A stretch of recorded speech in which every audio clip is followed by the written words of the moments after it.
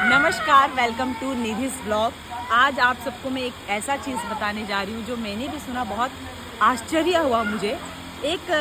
कुछ समय पहले हमारे प्रयागराज में बहुत बड़ा प्रयागराज महाकुंभ लगा था, जो 144 वर्ष के बाद हुआ था। हमारे जीवन में पहला और ये आखिरी बार था।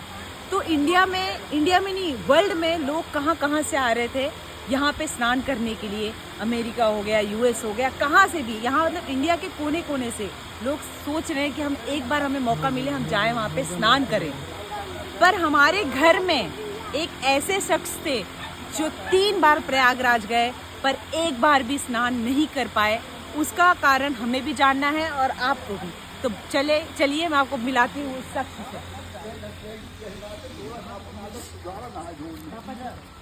तो यही वो शख्स है जो प्रयागराज 3 बार गए पर एक बार भी स्नान नहीं कर पाए।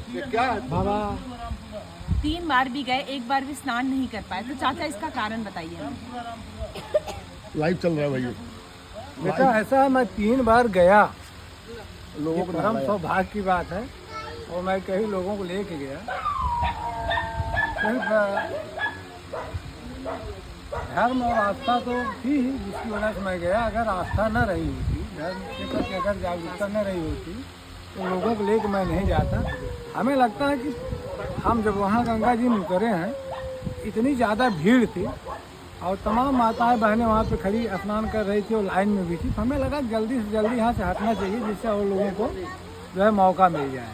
उस झटके में मैं भाव विभोर होकर के कि हमारा स्नान करना जरूरी नहीं है और जो श्रद्धालु आए इनको मौका मिले, जिसकी वजह से मैं स्नान करने से चूक गया।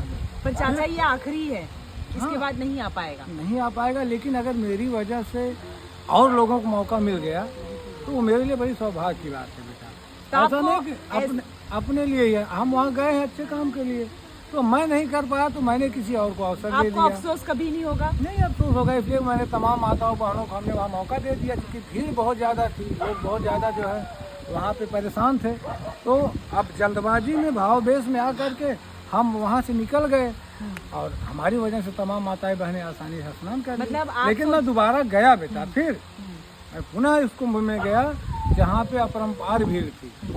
माता जी को लेकर के मैं गया। उस बार भी संजोग से ऐसा अवसर मिला, क्योंकि संगम घाट पे मैं गया था, मेन जो घाट है, लेकिन वहाँ भी भीड़ इतनी ज़्यादा थी कि मैं गया, स्नान किया, गंगा जी में उतरा, चरण स्पर्श किया, माता जी को प्रणाम किया, लेकिन जल्दबाजी में और लोगों को अवसर देने में, क्योंकि कुछ महिलाएं ऐसी थी जो हमें लग रहा था स्लिप कर रही थी, तो हम उनको बचाने के चक्कर में गंगा जी का पानी अपने सर पे डालते हुए हम वहाँ से निकले। लेकिन बड़ा ही दिव्य दर्शन हुआ, बड़ा ही सौभाग्यशाली मैं अपने आप को इसलिए मान रहा हूँ। तो मतलब आप सोच रहे हो कि दूसरों को स्नान करने से आपको पुण्य मिल रहा है? बिल्कुल मिल रहा है, क्योंकि मेरी वजह से बहुत सारे लोगों को ऐसा अवसर मिला, तमाम माताओं को, तमाम बहनों को मौका मिल गया, तुरंत उनको हमने स्थान दिया स्नान करवाने के लिए। तो बड़ा अच्छा था और ये वास्तव में हर सनातनी के लिए बड़ा गौरवपूर्ण अवसर था कि लोग दूर से, महाराष्ट्र के कहाँ से माताएं बहनें इतनी उम्र दराज आ रही थी। मैं तो इसी में प्रसन्न हो गया कि इतने लोगों का दर्शन हो रहा है। वहाँ जितने आए थे सभी देवता के रूप में थे।